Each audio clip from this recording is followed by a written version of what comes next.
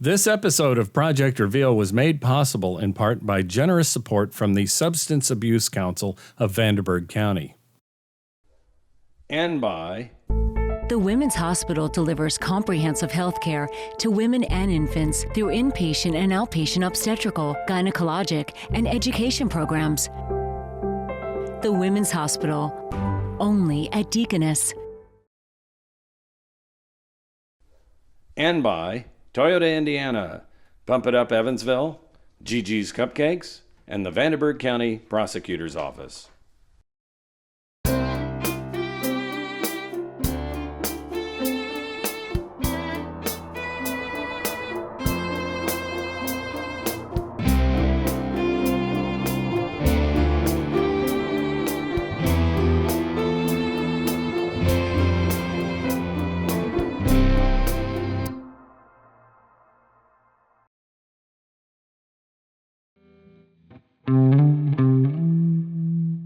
What do you think is the kind of person that would become an alcoholic? What do you think is the kind of person that would become an addict?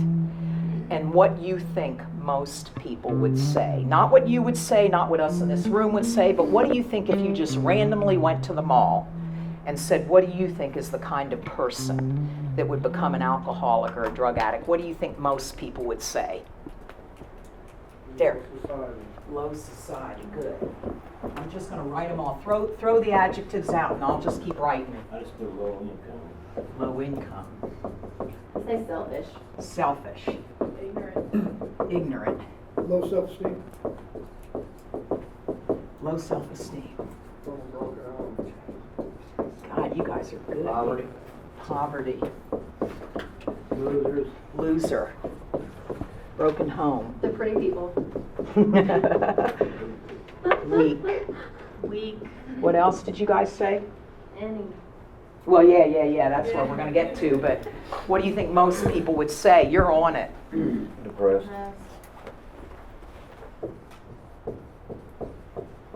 Sick. Homeless. Bum. You guys are good, really good. So if you just went to the mall today and randomly said to people, what do you think is the kind of person that would become an alcoholic or a drug addict? You think most people would say it's somebody that's homeless, low society, low income, somebody selfish, somebody that's ignorant, somebody that has low self-esteem, somebody that's depressed, that's sick, a bum, somebody in poverty, a loser, somebody from a broken home, weak. Is this what you think most people would say? Mm-hmm. Then who in this room of any of us would want to admit that we have a problem with alcohol or drugs if we think this is what most people would say is the kind of person that develops a problem with drugs and alcohol? Who in here would want to say anyone in our family has a problem with drugs or alcohol if this is what we think most people would say? So as we've talked about in step one of our biggest enemies is the stigmatosis. And because of the stigmatosis, we know that that's what keeps us in denial, which stands for don't even know I am lying, because none of us know anybody that would fit these categories that we've loved that's become addicted to drugs or alcohol. So that stigma, I call it stigmatosis, is what keeps us from getting better. It keeps us from getting into treatment. It keeps us from getting honest with ourselves, because none of us match up to this, do we? So the picture of an alcoholic is this person that's like living under a bridge with a paper bag and drinking like a half gallon a day. I mean, that's the picture that we have. And is an alcoholic, but that's like late stage alcoholism. That's like decades of drinking.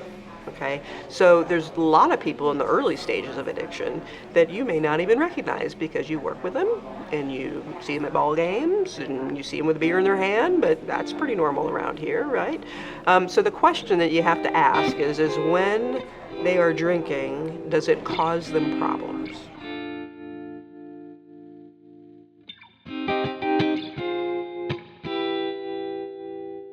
Alcoholism is a huge subject. I mean, it's big.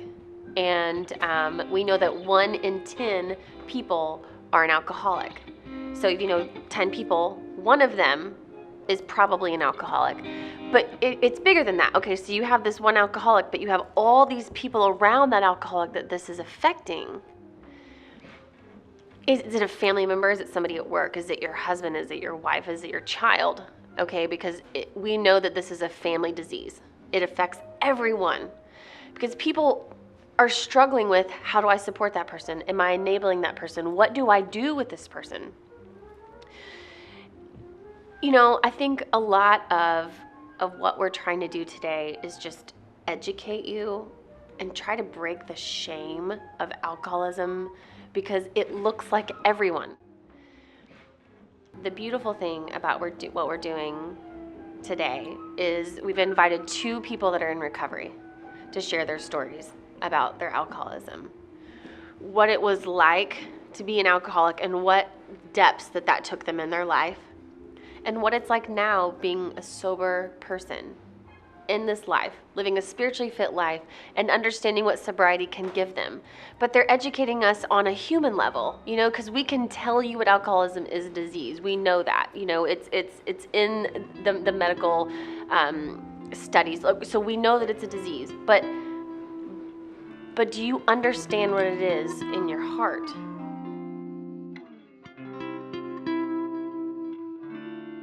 What kind of a kid were you? Oh, if they'd have had the diagnosis attention deficit hyperactive disorder in the 60s, I would have had it, I'm sure. I was wild. I just couldn't be rested inside. And when you were a Jewish girl in the 60s, there was such an emphasis on being a lady, and that girls don't get angry. And I violated all that. I was angry all the time. I climbed trees. I wanted to be involved in sports before women were even encouraged really to be in sports. Wow. So I just had all this energy that nobody knew what to do with, including me. So when you, did you have friends? Lots of friends. Now, I never felt connected to people. I was scared of them, but I was funny and entertaining and rebellious. So I was the kid in the little yeshiva academy school, which was a Jewish private school, that would talk back to the rabbis and the teacher. And they'd come pull my ear or grab my neck. But it entertained my friends, you know. They would laugh, which just reinforced me wanting to be more of a clown. Did you have access to a mind-altering substance at that young age? No, but my mother was heavily medicated and from depression. She escaped the Holocaust, so she was in and out of institutions all throughout my childhood. Back then, they didn't even have the diagnosis post-traumatic stress disorder, so it was a nervous breakdown. She kept having nervous breakdowns, and they'd put them in asylums and put them on shock treatment. And your mother? And they'd come home with all these medications. So I saw a relationship with medication with my mother, but I was not exposed to any substances till high school, really. The first drug that I was attracted to was amphetamines, and back then they gave them out like candy if you wanted to lose weight. They were called Black Beauties, Speckled Pups, Preludin, Dizoxin. I realized there was a lot more that I could get out of amphetamines than just losing weight. Energy, brain power, focus. I could stay awake and write poetry, and I felt like I was doing better in school. So I immediately associated my experience with drugs as performance enhancing right off the bat. And then every drug I ever did in my history became a performance, and it increased my performance in one way or another, plus gave me a great effect. Wow. Yeah, I fell in love with drugs and alcohol right from the start.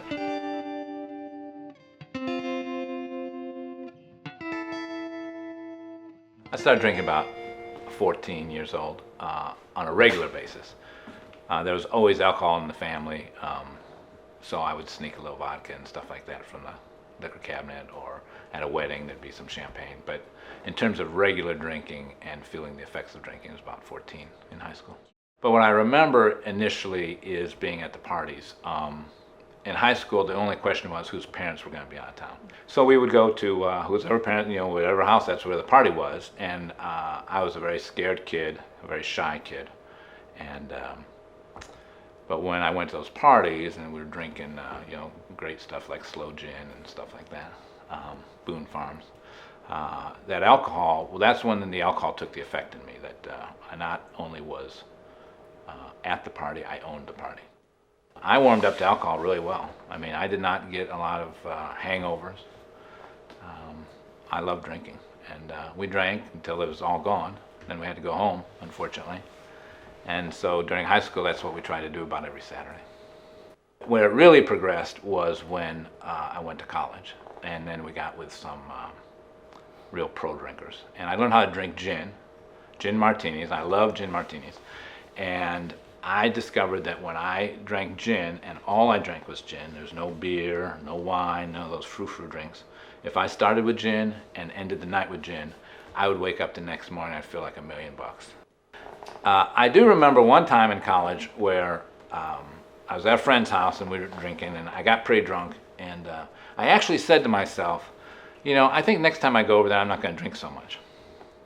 Well, the next time I went over there, of course, started with martinis, and I went to the bathroom that evening and I said to myself, man, I'm just as drunk as I was the last time. I didn't mean to do that. And that was the last time I ever thought of not getting as drunk as I was the last time. I mean, it was just like a little thought that, yeah, man, I am drunk again. Isn't that interesting? And then that was the end of it. From then on, it's just, I never even thought about not drinking. And I never really had desire to stop until I ultimately ended up stopping really about 20 or so years later.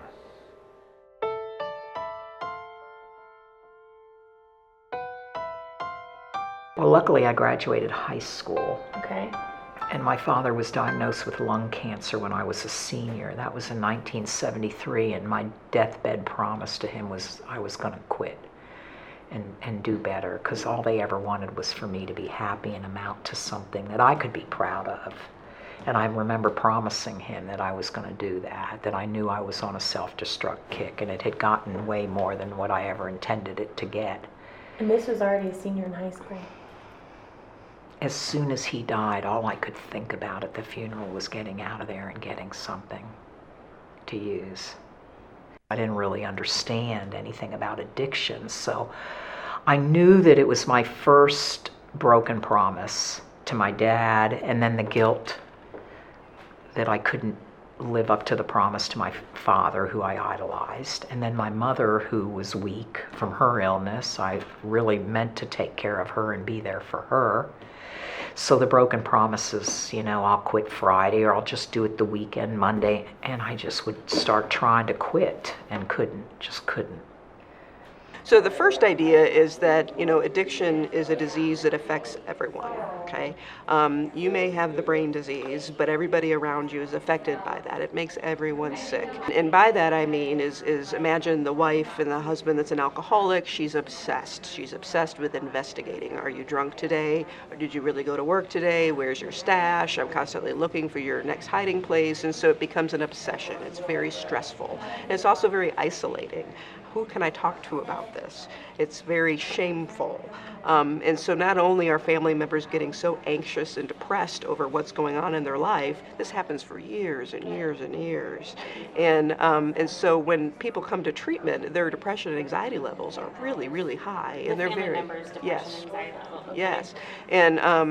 And they're very isolated. And so they themselves need help, whether or not the loved one is in treatment or not. Talking about that marriage, I kind of pursued her for about 5 years. She told me several times during that 5-year period that she really wasn't interested in marrying me, but I wasn't taking no for an answer, and so I kind of wore her down, and we got married. She was pregnant with our second child, and in fact, she was 8 months and 3 weeks pregnant with our second child, and so I decided that in my keen alcoholic thinking that was exactly the right time to leave the marriage. And so I left the house when I was 4 days before my son was born. And at that time, I really believed that it was I was making the best decision for myself, the best decision for my soon-to-be ex-wife, and the best decision for the children. I had a 3.5-year-old daughter and I had an unborn son. And my mental state at that point was that this is absolutely the right decision. And of course what had happened is I'd built up resentments and I'd made sure that I just really thought that was the right thing to do. So I tell that story sometimes because I want to remind myself where my mind will go to in that environment. But also I tell it because I was absolutely convinced it was the right thing. I mean, just absolutely convinced. No one could tell me that was not the right thing. I mean, there are some decisions that I could have made, should have made. I would get right up against the decision and then I would walk away from it. Then I had the opportunity to go to law school, and I walked away from that. I had the opportunity to go to a graduate school. I walked away from that. So I was very good at getting up to a decision and walking away from it. Well, and the other piece of this, just to kind of tail in the family treatment part of this is that it may be that I am the external motivator to get you into treatment, but if I am a part of your treatment, the likelihood of you engaging and staying in treatment is much, much higher. Okay, how can people do that? Okay. Well, if you look at treatment facilities that have any level of intensive treatment, they all have family programs of some kind. Like they have family night or family weekend or whatever. And usually those family programs have some kind of education piece, like what is addiction, what is 12-step groups, what is Al-Anon, and all those things are really great. But usually that's it, and that's just scratching the surface. And so what we've tried to do is create a treatment program for those family members. And so while their loved one is in treatment, they are also in treatment, learning how to be well themselves with their depression and anxiety, how to communicate better, how to do this behavior modification. And with them getting well themselves, their loved one is also getting well.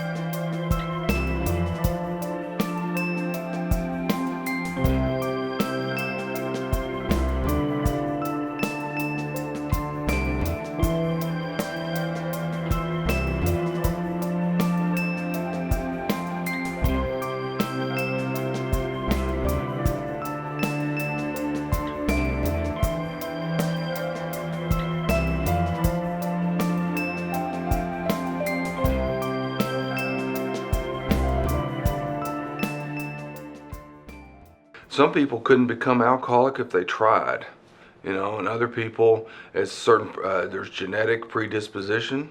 If someone has a family history, they're 8 times more likely to become an alcoholic. Just add alcohol, as we say. I mean, they're almost, and then other people, there's sometimes life experiences, to where people will drink at problems, and that's a risk factor, obviously, called relief drinking. And so usually they can't, by the time they realize that they can't drinking, you cross that invisible line and it's too late. Now there is some abuse, there's this a period of, typically use, abuse, and dependence. And so when there may be a period of abuse when someone could stop if they knew that they should, if that makes sense.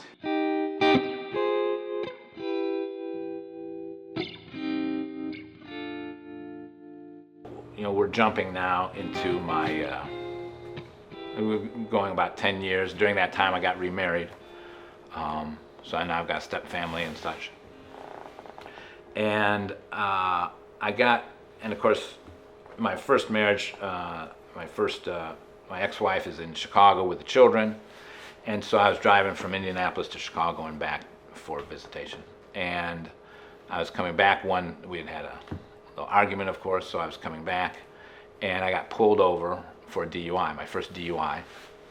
I think that was about 1991, and I had just gotten remarried, and I had just gotten a new job, and so I had all this stuff going for me, and I said to myself, this drinking is probably not working for you, Chris. So I did quit. So I did, in my mind, quit drinking. I said, I'm not going to drink anymore. So I quit drinking for about 2.5, almost 3 years. Really? Are you serious? Well, okay, but let me describe to you what quit drinking means. So what quit drinking means is that there were two people at my new wife, Rebecca, her sister and brother-in-law would come to town, or that old priest friend of mine who bailed me out when I was 17 years old.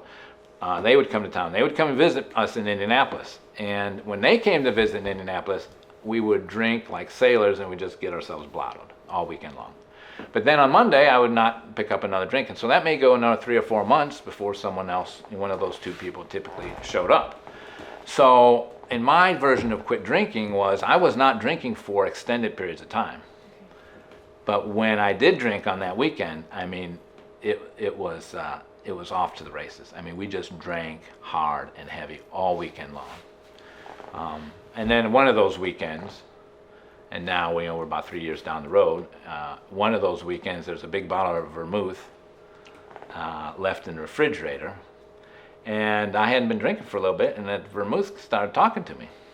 And I don't know if you've ever drunk vermouth. It's really kind of nasty stuff. And but that didn't bother me. So I started sipping on that vermouth. And when I finished that bottle, after a few days or a few weeks or whatever it was, I was driving home. At that point, I had a stepson, and he had gotten we had a baby. He had gotten a little gal pregnant. There was a baby, and so we actually had a 3-bedroom apartment. And so he was in one bedroom, the baby and the mom were in another bedroom, and my wife, whom I refer to as Baby Doll, and I were in the master bedroom. And it just dawned on me one day as I'm driving home, after having finished that vermouth, the week before or something. A guy like me needs to have a drink when he goes home. So I stopped at a local tavern, which was only a couple blocks away. And the way I drank at that point now, is I would go in and I would order a double vodka. And I figured I'd go to vodka because theoretically vodka you're not supposed to be able to smell. I'm here to tell you that when you drink enough vodka that's oozing out your pores, you can smell it. But at any rate, I would go in and I'd order double vodka and I'd suck that down, and then I'd leave and I'd go home, and then of course I'd say to Baby Doll, now, do you have any errands for me to run?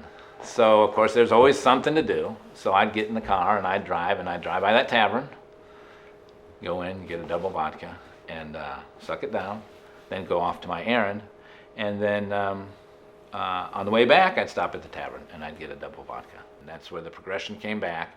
And so I was drinking daily at home. I never used to drink out of plastic, but I love those plastic vodka bottles because they could bounce around the car and never break. And so I was hiding bottles around the house at one point. I bought these 2 liters. Why were you hiding it? Huh? Why were you hiding it? Well, because Baby Doll didn't know I was drinking. She didn't know I'd gone back to drinking, regular drinking. So, and I wasn't about to tell her. So I would do things like I got these 2 liters of tonic water, and I'd know exactly how much tonic water to pour out when you put a 1/5 of vodka in there. And so I'd get a couple of those, and I'd put those in the refrigerator, and now I'm drinking cold vodka tonics, because Baby Doll never drank. She didn't like the tonic, and until one day she was out working the yard or something. She came in, she was kind of hot, and she said, well, what does that tonic water taste like anyway? And she took a big slug and it made her choke, of course, and then that was kind of the end of the tonic water in the house. And that's another kind of a fallacy that or a myth that if you are able to stop for a certain length of time, that it means you're not alcoholic. That's not true. You know, people can stop sometimes with just white knuckle or strong willpower to not drink, but it's what happens to you when you do drink is the real telling factor. So where a person might intend to stop by the local tavern on their way home and have one or two, and they may do that 2 or 3 days in a row. Well, the third day they close the place down, they miss dinner, the wife is really upset and angry, and they they intended, just like they did all the other times, to have a couple and go home. A lot of times people will feed into that. Friends may say, well, it's been a long time, and it may encourage that, especially if they're drinkers, and they may actually want their old friend back. They were kind of more entertaining in certain ways, maybe at early stages of intoxication before they become belligerent or passed out or something. But as we say, it's the one disease that tells you that you don't have a disease. And I had periods of time where I could stop, and I went to treatment the first time when I was 18 years old. It was a 10-month program. You lived with your sponsor. It was called White Deer Run in Allenwood, Pennsylvania. Can you imagine living with your sponsor? We got drunk together. That was a great sponsorship relationship. But these were the old, for 10 months? Yeah, the old treatment programs in the 70s. You had to wear signs.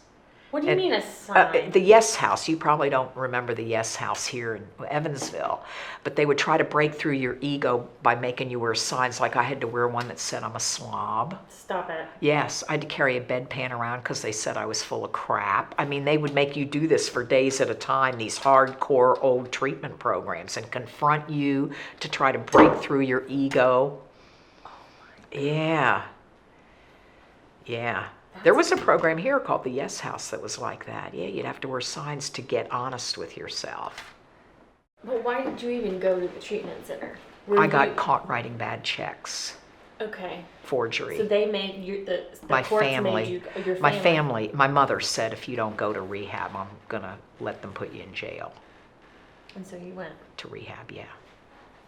And I think it did make me want to stop, because I met a lot of other people that had stopped drinking and drugging, and they seemed to have a pretty good life. I was attracted to that, but I was just young.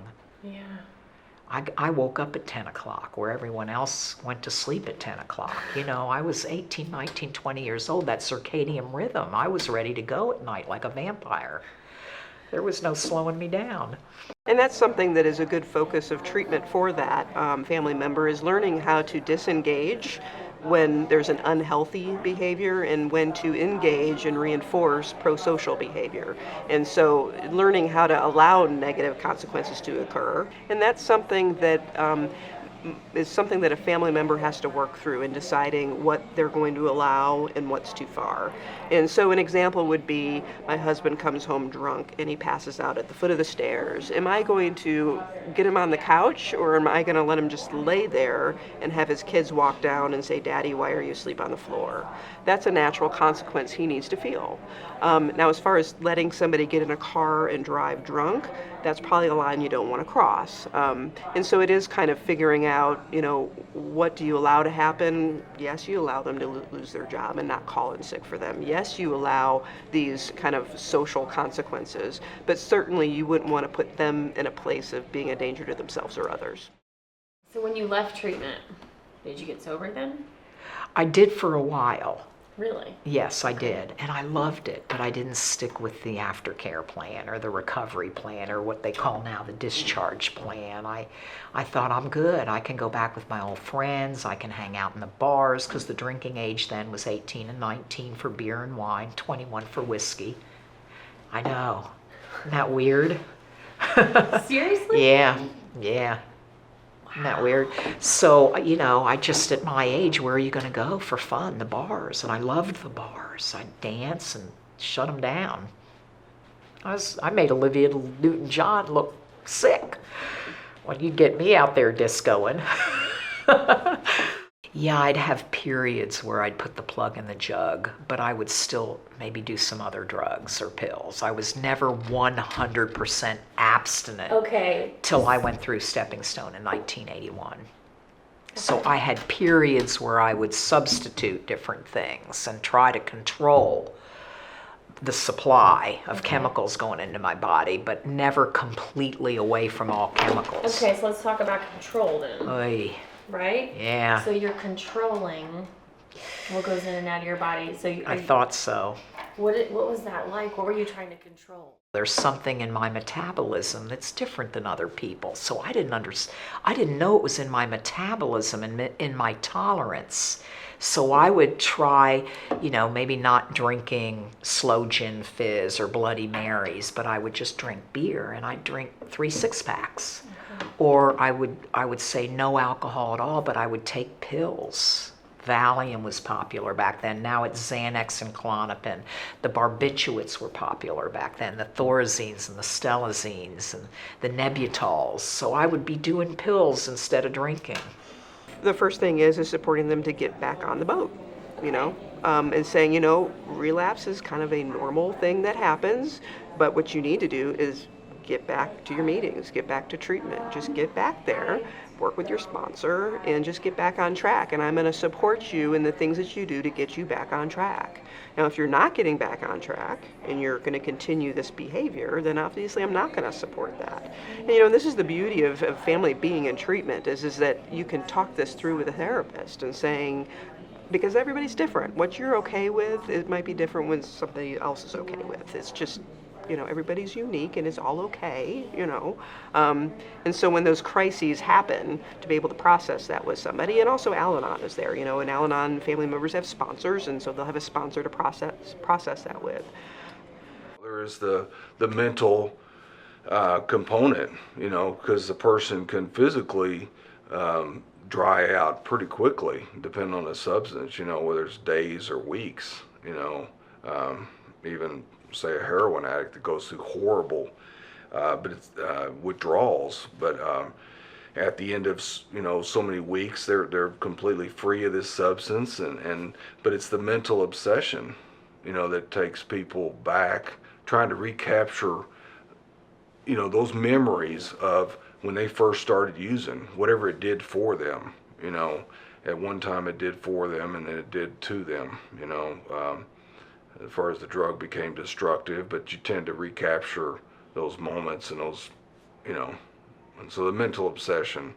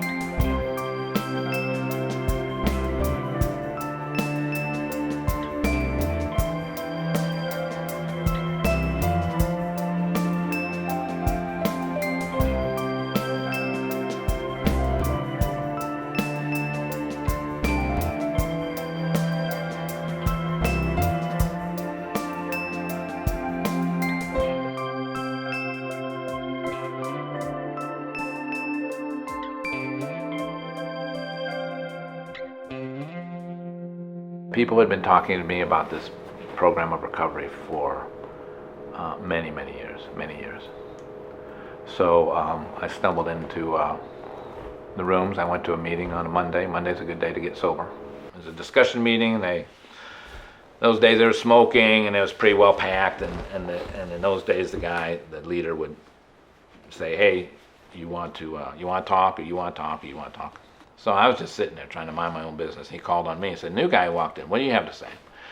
And I said to myself, well, I said, you know, I didn't know what to say, and I said, all I know is I need to quit drinking, I don't know how to do it, and I need help. And I started bawling like a little baby, just crying like a little baby. And you would have thought that I'd given everyone a $50 bill, because they started clapping and hooting and hollering and patting me on the back. At the end of that meeting, people would come up to me and they'd say, you know, Chris, you never have to, you know, you're going to have to go through this again. You're going to have to shake out this last drunk. You're going to have to get sober. You're going to have to go through this. And you're going to have to go through this sobering up process. They said, but you'll never have to go through it again if you don't pick up another drink. And they'd say things like, they told me that if I go to bed that night without having picked up a drink, that'd be a successful day for me. It was 4:30 or so, and that cloak was all over me. That obsession. I mean, that it was physical feeling of obsession that if I left work and I went home, I was going to be drunk. You know, and like I said in the early part of the conversation, that you know, I looked forward to that. This now it was terrifying to me. So I had a schedule, and I said, well, I did something different. I didn't go home and went to a 5:30 meeting, and I didn't feel quite comfortable after the 5:30 meeting, and I went to a 7:30 meeting. I had to be at a meeting, otherwise I was going to be drunk. When I moved to Evansville, I was hanging out at this bar all the time, and I was always the happy-go-lucky drunk that everybody loved to have around, and I'd entertain everybody. But once the alcoholism progressed into the later stages, my personality became unpredictable. I was like a Dr. Jekyll, Mr. Hyde, and I never knew if I started drinking if I'd be the happy drunk or the mad drunk. And the last 6 months of my drinking, I was just hostile and wanting to get in fights. So the lowest point for me was when I got in a fight and ended up with a couple black eyes. And I'm not a violent person at all. I wouldn't hurt a fly. I was not a fighter, but my alcoholism just made me I think I wanted somebody to beat the crap out of me. So I woke up with two black eyes and headed down to Stepping Stone when it was on 7th and Cherry. It was a 10-day detox center. All the old drunks went in there. And I said, I don't know where else to go. How old were you then? 26. That was March 6, 1981. And I haven't had a drink or drug since that treatment program. That Sunday in 1985, on March 6th, I was in Stepping Stone and woke up. I think I've told you this before. You've heard this before, but I woke up and on the front page of the Sunday paper, somebody had vandalized the Jewish cemetery. And there were swastikas all over these tombstones. And I remember going up to the tech that worked at Stepping Stone. Her name was JJ. And I said, you got to let me out to go see if my mother's stone was disturbed. And she said, we don't allow passes, because back then it was just 10 days. No passes. I said, JJ, if you don't let me out, I'm going to have to sign out. I've got to go there. And I think she understood I needed to go find that out. Well, the only people I knew were people that were my dope friends. So I called a friend that had Quaaludes. You've probably never heard of those, but they were popular back then, and she picked me up and took me to the cemetery. From Stepping Stone, I got a pass, and I looked around, and my mother's stone hadn't been disturbed, but I was just so in shock of the hatred that I saw at that graveyard. And the friend that picked me up offered me something, and I took it. And here I was in rehab taking drugs. And I remember going back, and I knew they'd kick me out if I told them the truth, that I used. But I couldn't live with myself knowing I used, and people in there were being honest and trying to help. So I went and told the staff, and I thought they were going to kick me out. And they decided it was a unique situation, since I was honest with them and had been so traumatized by what I saw there. All I knew, I'm powerless. I was powerless. I wasn't wanting to use. It was just there, and I used it. And I haven't had one since. I knew at that moment then that they let me stay. I had to come and be around other alcoholics and go to the places where other alcoholics were And that I had to stop thinking I was different because I was a girl, because I was Jewish, because I always thought I was different. I started to hear myself in you and you and you and you, Park Avenue, Park Bench. I just immediately began to identify with people and not set myself apart from them, and haven't had a drink or drug since.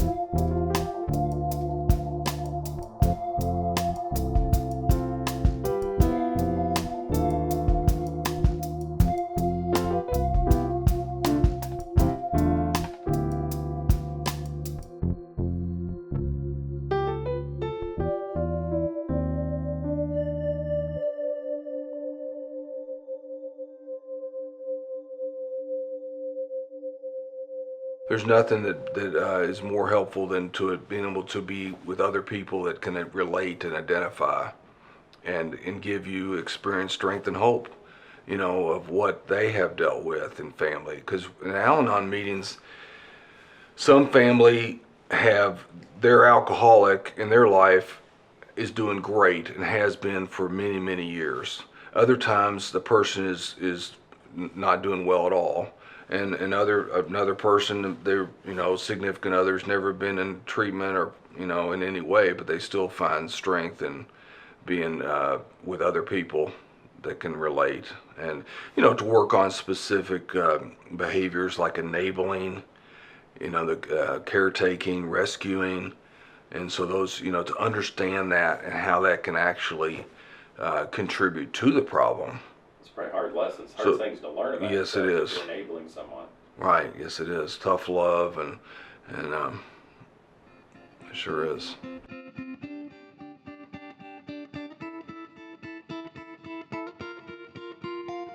This is a living disease. This is not just a drinking disease. Drinking is the symptom. I had to have the alcohol to solve my living problems. I hated life, and so the alcohol took the edge off. Today, I love life. And that's where the spirituality comes from. I mean, it's not a religious situation, but it's a connection with the universe, which is different. I used to feel like I was all alone. I couldn't trust anyone. I had to make all decisions by myself. And of course, they had to be perfect decisions. You couldn't make a mistake. Today, I feel connected to the universe. in a completely different way. I feel comfortable in the universe. I feel comfortable in my own skin. And I have to stay connected. I have to stay connected to the program, because when I distance myself from it or I get away from it, then I begin to rely on myself again. You know, the most dangerous point in an alcoholic's life is when he gets it back, whatever it is. You know, it could be the girl, it could be the car, it could be the job, it could be the house. You know, you get it back and all of a sudden you think, hey, I'm in control again. I have this fundamental understanding today that I'm not in control, that the universe is going along just fine. It does not need my help, frankly. And that is a more comfortable situation for me. And so I don't have to look at that comfort and needs from the bottle anymore. And I'm not really sure now at this place in my sobriety and my career that I believe sobriety is the opposite of addiction. I think connection is. I think people that can connect in life to other people, to other meanings, to other experiences, have a better chance of staying sober once they connect. Yeah, you've got to get dry, but there's got to be a connection to something bigger and better. Lisa and Chris are so brave. I mean, I commend them for telling their stories of where alcohol took them, where their life was, and where it is today. And they share with us stories of the worst moments of their life, so that way they can help us understand what alcoholism is and validate somebody that's going through it now, and educate us on what alcoholism really is and what it looks like. It looks like them, it looks like me, it looks like you.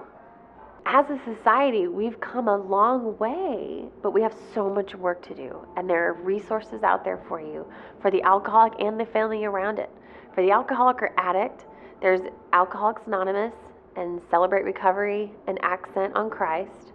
And there's personal therapy. And for the family members around that person, there's Al-Anon and a family program at Stepping Stones, and there's also personal therapy for you. And I can promise you, if you reach out your hand for help, there's somebody going to be there ready to help you. I had to retrain my brain to just think in today. It really took brain fitness. I had to retrain my brain to think today, because I couldn't have thought of this forever. No way. So I'd say today I'm not going to use, but tomorrow I'm going to. And then I'd wake up the next day and say, today I'm not going to use, but tomorrow I'm going to. I would just train my brain to stay in today. And I didn't like it at first, sobriety. Getting in touch with feelings and the guilt and the people, and, but those steps that they suggested that I get in contact with helped me with the transformation into sobriety.